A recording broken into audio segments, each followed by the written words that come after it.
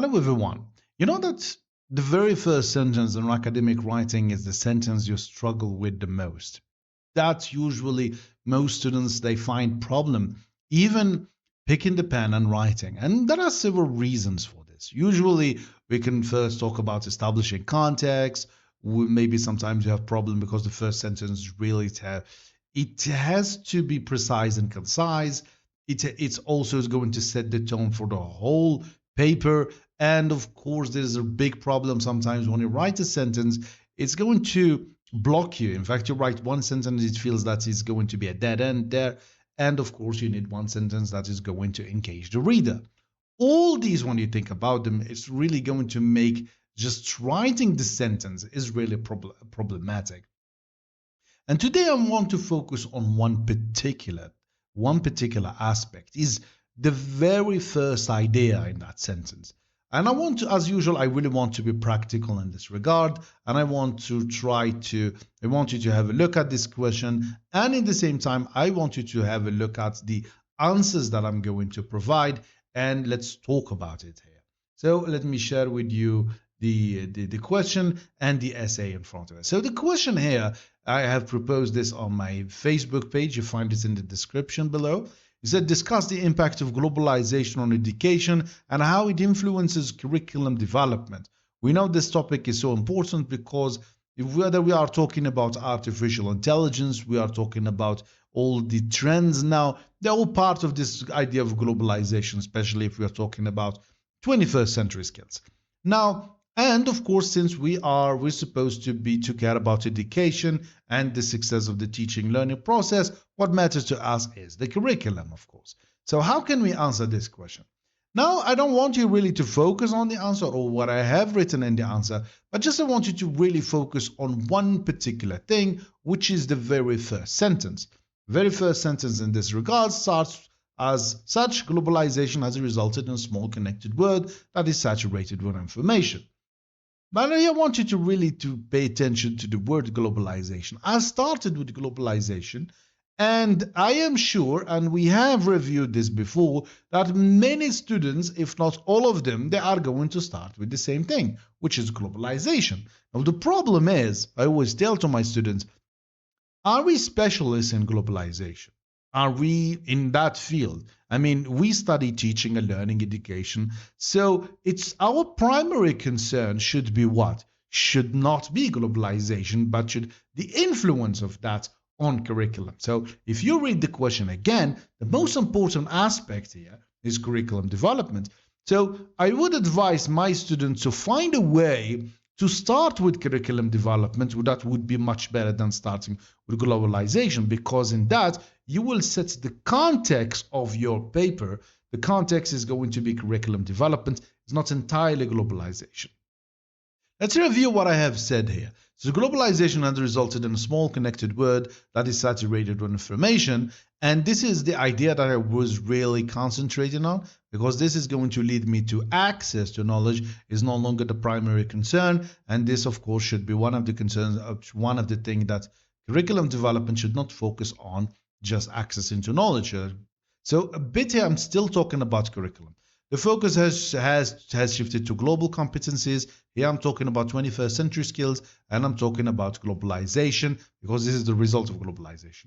Exhibited in skills such as the skills, and here this is the thesis statement for those who are concerned. Where is the thesis statement? Effective communication, this is one. Creativity, critical thinking, problem solving, resilience, adaptability, and empathy. You can remove resilience and put adaptability if you feel they talk about the same thing. Now, fostering these competencies means that if we want to include these in the curriculum, we need, of course, to think about entails rethinking the whole process of curriculum design. Instead of emphasizing numeracy basic skills, this is usually what we focus on when we talk about traditional. Even when we talk sometimes about communicative approaches, we're just talking about some kind of numeracy and basic skills. Now, the aim should be holistic development. So what do I mean about it? Centering the entire system on project-based learning. You can change this because I wanted to be a bit specific in this. Then collaborative learning with heavy reliance on technology as a universal language. Okay, that is all the positive side. And here I have talked about the counter argument, which is something that I have to talk about since there are some negative aspects when it comes to globalization, which is, however, openness to the word has to be safeguarded against. Just I want to talk about cultural homogenization and the loss of value identity. Now, but it's again back to my idea, which is the very first sentence. I want to propose something else. Now, and this is the most important thing here. I don't want to start with globalization. I wanted to start directly with the topic, which is a well-designed curriculum, because this is what mattered to me. I don't want to talk about globalization. Globalization is there, and it's not even my field of research. So, well-designed curriculum does more than cover academic content. So this is I want to talk about what kind of skills we need when we talk about curriculum design. It bridges the gap between the school and the world outside. Of course, the latter has been transformed by globalization. I just pushed it to the second sentence, bringing focus to new skills needed such as effective communication, problem solving, critical thinking, and adaptability.